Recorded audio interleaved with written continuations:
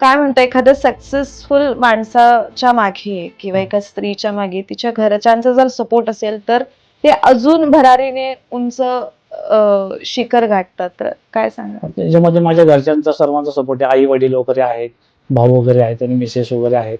यांचाही खूप सपोर्ट पहिल्यापासूनही होता आणि त्या काळामध्ये पण खूप जास्त होता, की जेव्हा मी नवीन स्टार्टअप वडगाव मावळला स्टार्टअप केला मोठ्या प्रमाणामध्ये, त्यावेळेस आई वडील मिसेस भावाचा मोठ्या भावाचा यांचा सपोर्ट मला खूप काही होता.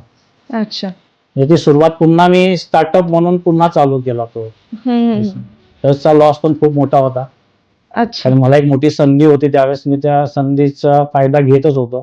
तर त्यांच्याही काही अडचणी आल्या पुढं. त्याच्यामुळं तो मला खूपच लॉस झाला होता त्यावेळेस. अरे बापरे. आता हे तर झालं आता कोविडचं, पण जेव्हा तुम्ही स्टार्ट केलं जय महाराष्ट्र ही कॉन्सेप्ट किंवा हा ब्रँड जेव्हा तुम्ही स्टार्ट केलं तेव्हा काय अडचणी आल्या? कारण काय होतं ना, लोकांचा दृष्टिकोन जेव्हा एखाद्या तरुण मुलाला आपण जेव्हा एका बिझनेस करताना बघतो तेव्हा असं वाटतं की याला काय समजणार आहे. तर असं कधी तुमच्यासोबत झालंय का किंवा लोकांच्या अशा काही कधी प्रतिक्रिया आल्यात का? तशा आल्या प्रतिक्रिया बऱ्याच, म्हणजे मित्रांच्या पण काही होत्या, घरच्यांच्या पण काही होत्या. पण एक लहानपणापासून आम्ही काही व्यवसायामध्ये होतो छोट्या मोठ्या, जे सुट्टीमध्ये आम्ही करायचं. त्याच्यामुळे एक थोडी आवड पण होती आम्हाला. मध्यंतरी काळामध्ये कॉलेज करताना मी जॉबला पण होतो.